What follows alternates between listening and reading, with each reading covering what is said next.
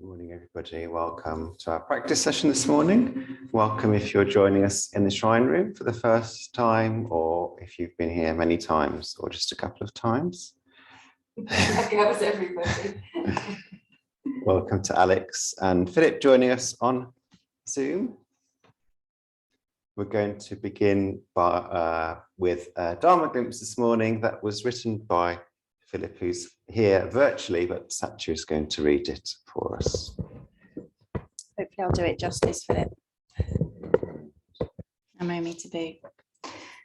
So Dharma glimpses are just little experiences from our life that we write down, things that teach us something.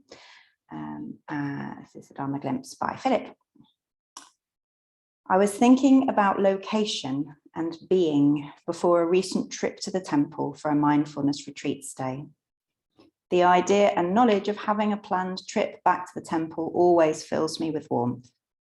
To be reconnected with temple mates, the Sangha, a sense of action and purpose through the earth vigils, and a stronger sense of being connected to the Buddha than where I now live up north. But I still find parts of me unsettled by traveling and change in surroundings.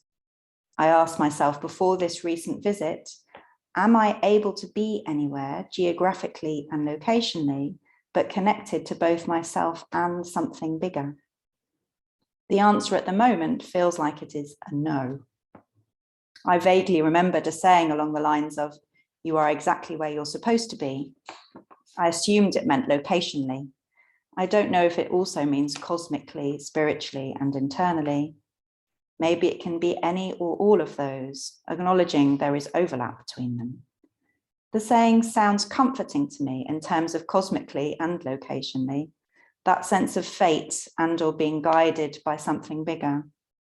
But I'm not sure it feels true or perhaps helpful to me. Maybe spiritually and internally being compassionate, it's the best I can be at this moment. Maybe that is a truth of sorts, but it's not where I want to be. Brother Graham, Brian, and I used to recount lines from the poem Desiderata in the temple kitchen. One of our shared favorites is, "You are a child of the universe, no less than the trees and the stars. You have a right to be here." Having a right to be here gives me some comfort and compassion. But I think accepting and embracing this might also mean accepting the rights of others to be here. The trees, stars, sentient beings, and others struggling, like me, whether consciously or not, with their delusions, ignorance, and reckless actions to the earth and all its inhabitants. For me, I think there might be hard but beautiful work to do to move forward spiritually and internally. Part of that hard work feels like it could be surrendering to and taking refuge in Amida Buddha.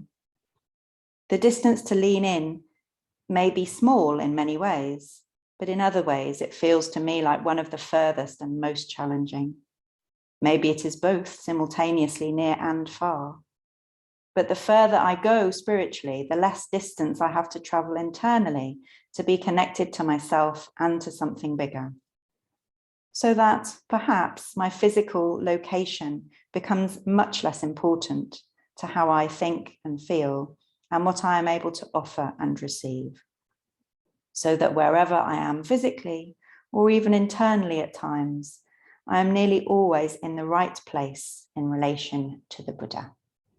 Namo Amidewa Rhi. Thank you, Satya. Thank you, Viv.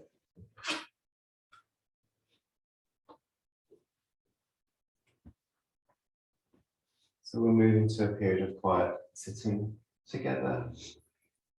So finding or settling into an upright but comfortable position, maybe moving a little bit to the left, a little bit to the right, finding your center.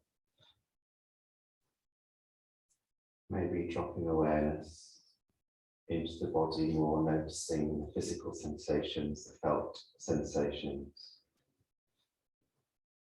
Tuning into the place your body meets the floor or the cushion, how that weight is supported.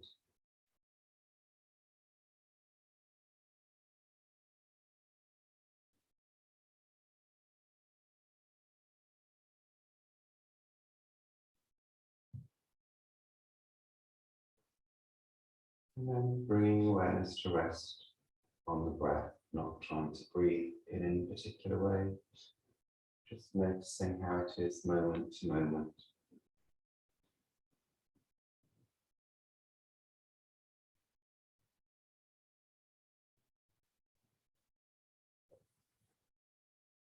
And wherever your attention wanders, greeting that with friendliness.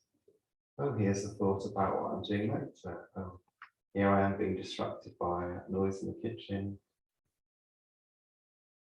And then returning awareness to the breath.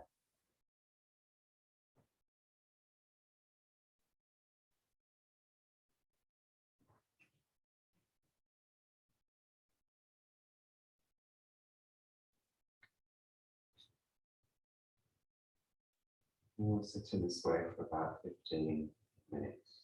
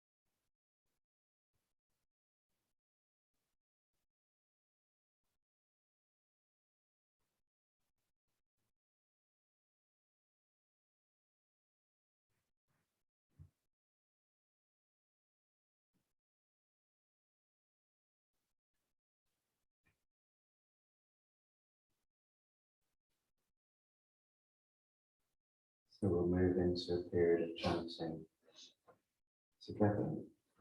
We will recite a mantra that comes from the Tibetan tradition that we learned from a friend in Triratna, that is another form of Nembutsu, reciting the name of Amida Buddha. Amida is this Buddha here next to me, also the red one in the tanka next to the mirror, the Buddha of infinite compassion and wisdom. Some people say a symbol for infinite compassion and wisdom. I have the sense that it's more than a symbol, that compassion and wisdom is out there in the universe somehow and comes towards us as we long for it. And one of the ways it comes towards us is in the form of this Buddha. So I guess it may be a symbol, but it's a symbol for something real, for me at least anyway. So the words that we'll recite in the mantra are Om Amidewa Rhi. I'll put those in the chat for the people on Zoom. So we'll do half a mala of recitation and then have a few more minutes of silence together.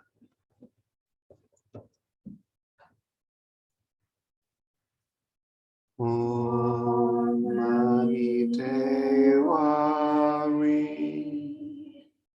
Om Amidewa Rhi. Om Amidewa Rhi. Om Amidewa Rhi. Om Amidewa Rhi. Om Amidewa Rhi. Om Amidewa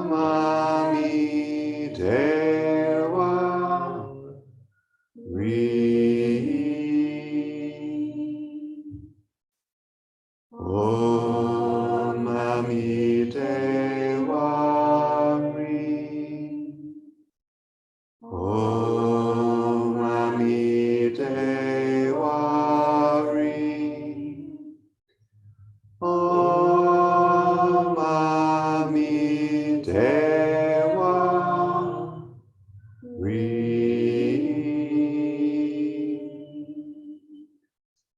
Om Amidewa Rhi. Om Amidewa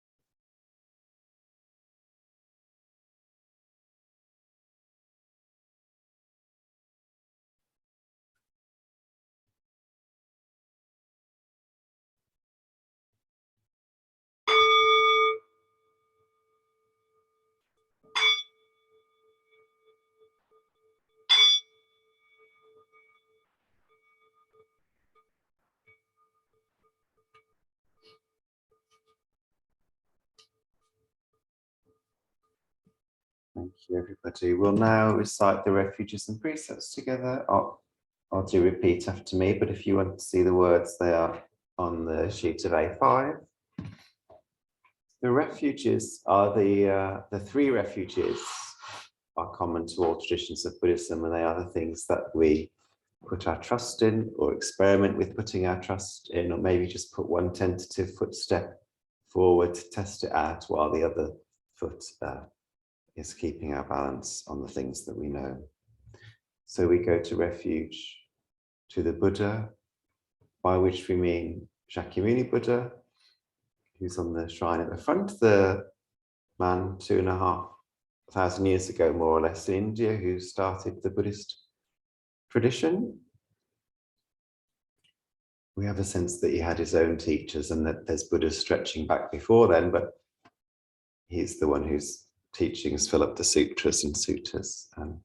And Buddha means awakened person. So we're also taking refuge in other awakened beings and teachers wherever we find them.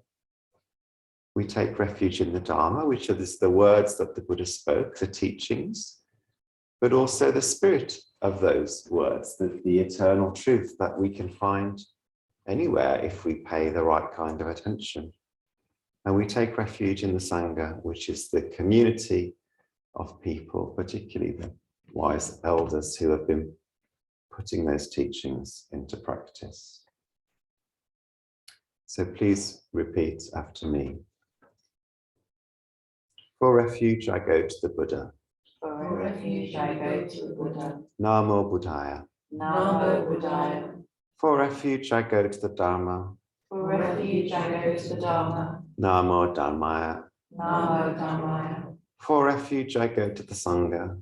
For refuge, I go to the Sangha. Namo Sanghaya. Namo Sanghaya. Now we have the 5 refuges, the 5 precepts that the Buddha said were suitable for lay people that have been passed down through the generations. And any one of these, if practiced completely, fully, would lead to a perfectly ethical life. But on the other hand, it's also good to have some guidance. So we say these to sort of give us an indication of the kind of life we hope to lead, and also to connect us to all the other Buddhists around the world who are saying these same words in their own languages. So please repeat after me again. With faith in the 3 jewels. With faith in the 3 jewels. I pray that I may not take life. I pray that I may not take life. With faith in the 3 jewels. With faith in the 3 jewels. I pray that I may not steal. I pray that I may not steal. With faith in the 3 jewels. With faith in the 3 jewels. I pray that I may not fall into sexual misconduct. I pray that I may not fall into sexual misconduct. With faith in the 3 jewels. With faith in the 3 jewels. I pray that I may not fall into wrong speech. I pray that I may not fall into wrong speech. With faith in the 3 jewels. With faith in the 3 jewels. I pray that I may avoid intoxication. I pray that I may avoid intoxication. And now the 3 lines written by Terry Keenan, a Zen priest who lives in Ireland, that Satya's friend, that for me just encapsulate the whole of the spiritual path. No blame. No blame. Be kind. Be kind. Love everything. Love everything. And finally, in call and response. So we'll chant these, Kama will chant the first half and we will reply. The Bodhisattva vows, the aspiration that we put off our own complete awakening. We put off disappearing from this world and going into nirvana until all other beings have been awakened. So we're just, we're setting an intention to work for the good, for the awakening of all sentient beings, which, as Satya said on Wednesday, is framed in this way that makes it sound like an impossible task. And yet we point ourselves in that direction anyway. Innumerable are sentient beings, We vow to save them all. Inexhaustible are deluded passions.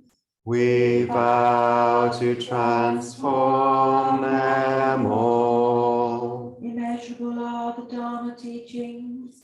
We vow to master them all. Infinite is the Buddha's way. We vow to fulfill it completely.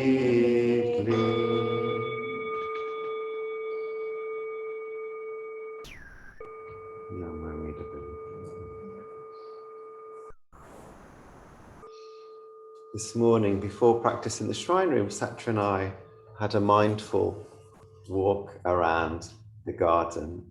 It was just the two of us this morning, and the dogs. And for me, at least, it wasn't very mindful. I'd really been looking forward to it and anticipating, oh, this will shift me into a kind of peaceful state of mind, a calm state of mind. I'll feel grounded. Maybe I will even feel in my heart some of that interconnectedness with all beings. You know, I know that in my head, and sometimes I have an experience of it. And particularly that tends to happen when I'm outside. And actually, the storm Eunice has blown one of our neighbour's fences over. And I thought, how wise is it for the dogs to be in the garden with us? Are they going to try and escape into next door's garden? And they seemed to be staying fairly close to us. And they did go over and investigate, but they came back as soon as I called them. I thought, okay, it's fine. We can do this mindful walk. And we go around the garden, and I'm noticing in the grooves on the decking, there's still some, I don't know if it was frost or little bits of hail that hadn't melted from yesterday. There's some hellebore flowers under the silver weeping pear tree. And we come around the corner and I see the dogs disappearing into next door's garden. And straight away I'm anxious and stressed out and panicking. And one comes back and the other one I have to kind of go out of my mind for walking and speed up and call him over. And then the rest of the time I'm sort of hyper vigilant. Where are the dogs? Where are the dogs? Where are the dogs? And this is how it is to live life, to have a spiritual life. It's a movement between coming to places like this that are boundaried and protected and allow us to relax enough to do the practice in ways that we can feel connected, or at least point ourselves in the direction of connection with all beings, with the Buddha, and times when we're just in the world and having to deal with what the world does. Enrique and I were talking a bit about this shamanic edge of Buddhism last night, this idea that through the generations, teachers have had visions of the Pureland, and maybe even a sense of having visited there in their own lives, or of other realms, or in some traditions, in some of the Tibetan traditions, there's a sense that sort of teachings have been delivered through the Buddha appearing in a vision and saying, I am revealing this to you now because the time is right. So this very sort of mystical edge to Buddhism that isn't spoken about much in the West because it's not very rational on the one hand, and on the other hand, when Buddhism first arrived in the West, Christianity was still quite strong and would have looked down upon it as witchcraft.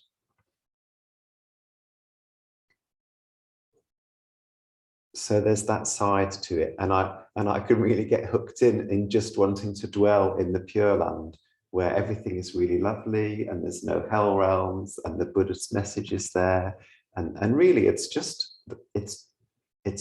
a land of loving kindness, a land of harmony, where you just feel at ease and everybody is in the process of becoming enlightened, and that's happening very quickly. And how lovely. And actually I also have to be in this world, and what a pain that is sometimes. And yet both are really important.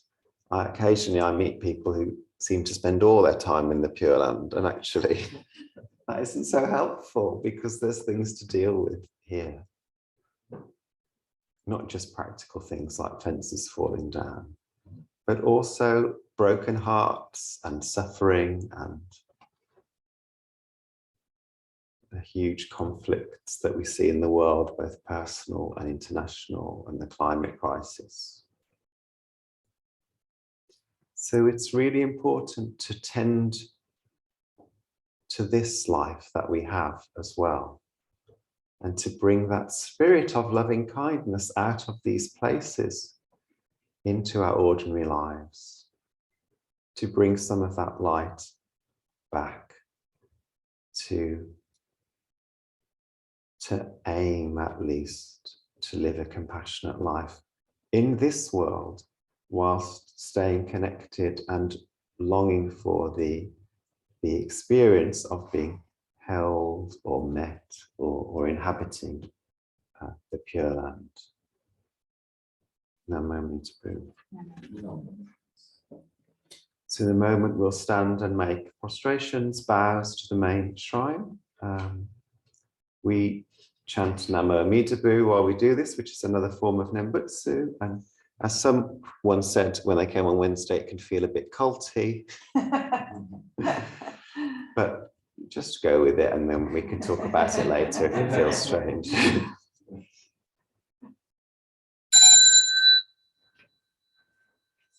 I'll finish the question, but stand and make sure there's some space in front.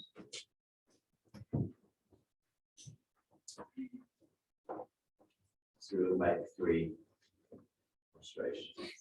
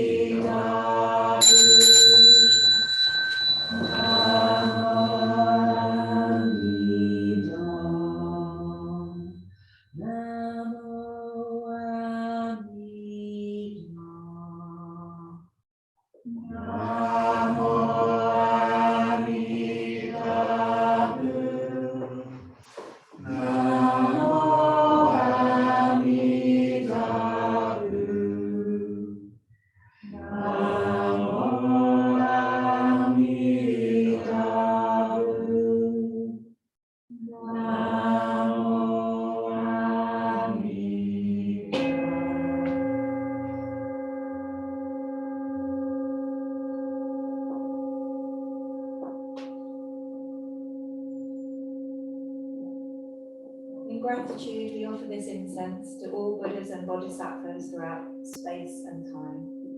May it be fragrant as earth herself.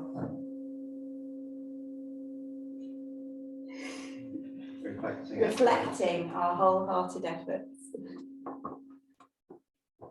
Reflecting our careful awareness. Our wholehearted awareness, our careful efforts, and the fruit of understanding slowly ripening. May we and all Buddhas be companions of Buddhas and Bodhisattvas. May we awaken from forgetfulness and realise the truth. Namo Amidewa. It's the one word that caught me. So we'll bow to each other.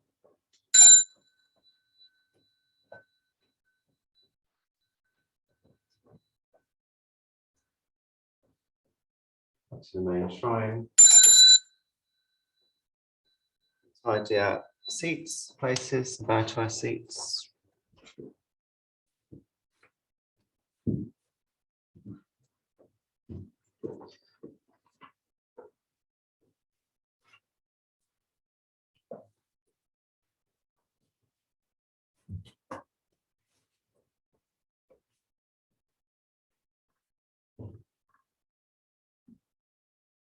So a couple of announcements. This evening we're hosting a Heading for Extinction talk about the climate crisis and what you can do about it. You're very welcome to attend. That's at 7 o'clock. The donation bowl is in the hallway, which we really appreciate when people put money in, because it goes to keeping up the physical building that we're using. And the first weekend in March, on the Saturday, we've got another mindful retreat day that you're very welcome to join us for as well. So we'll finish today by reciting the closing verse, and then you're very welcome to join us for a cup of tea afterwards. Do unmute if you're on Zoom and want to join us.